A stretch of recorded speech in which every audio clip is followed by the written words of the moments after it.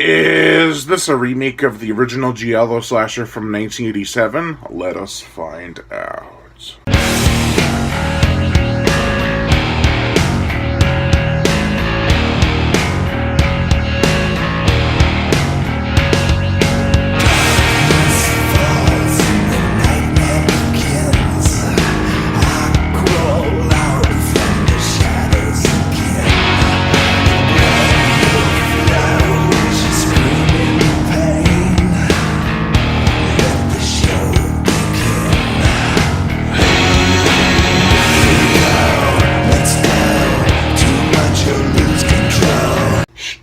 Fright from 2014.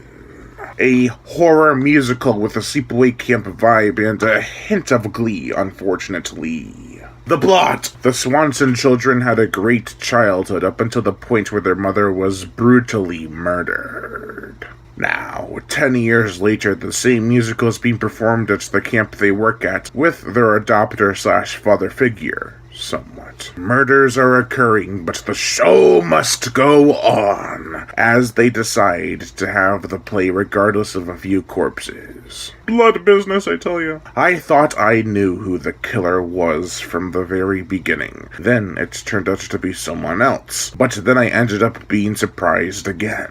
Very interesting and even somewhat original twist. I wouldn't say it was entirely creative because all it did was take a second twist, but it did reveal another interesting take on the story. Ally MacDonald is a decent actress in this film. She's very timid, but she does a complete 360 and becomes a slut halfway through the film. It was a shift from awkward to desperate that I was not expecting. Props. Douglas Smith from Ouija and the Bye Bye Man actually did pretty good here. He always reminded me of Kyle Gallner from A Nightmare on Elm Street 2010 and The Haunting in Connecticut, but they're both kind of bland in some roles and better in others. This is one of Douglas Smith's better roles. Meatloaf is in this movie. Not the food, but the singer. And not only does he act, but he performs a couple of songs for this film too. He does a really good job in both departments. The movie opens a lot like the 1987 giallo slasher by misleading the audience into thinking it's the movie's story actually starting, but instead it turns out to be a musical. The film then follows on to the very first kill, with a very graphic and very Fulci/Argento flair, which is awesome. When the characters get to the camp, they start singing. It was overly cheesy, and it kind of took me out of the film. I didn't know it was a straight-up musical. I thought there were some musical elements that were to be used as a plot device. Our killer dons a kabuki mask.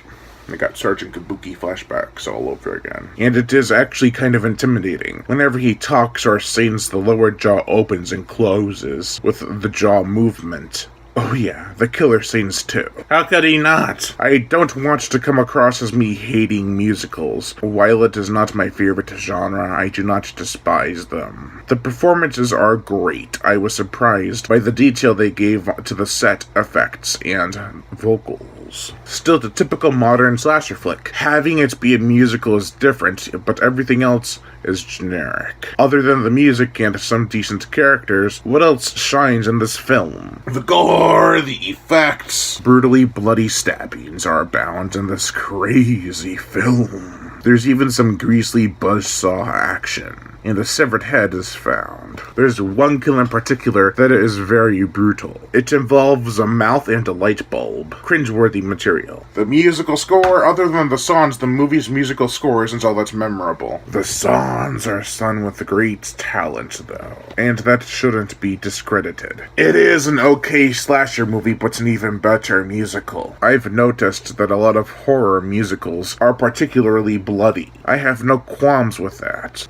Is it a masterpiece of slasher or even musical cinema? No. But is it enjoyable nonetheless? I think it hits all the right beats for what it is. An orchestrated and generic independent slasher film. Overall, I give Stage Fright, the 2014 film, a 2.5 out of 5.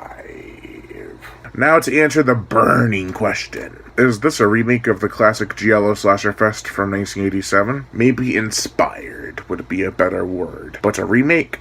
No. Sure, it's the musical with an actual killer on set story, but what else could you do with a horror title like Stage Fright? Lion Brian Gatto, host of Horror Show Entertainment. Make sure to like my Facebook page in the description below and leave comments and subscribe.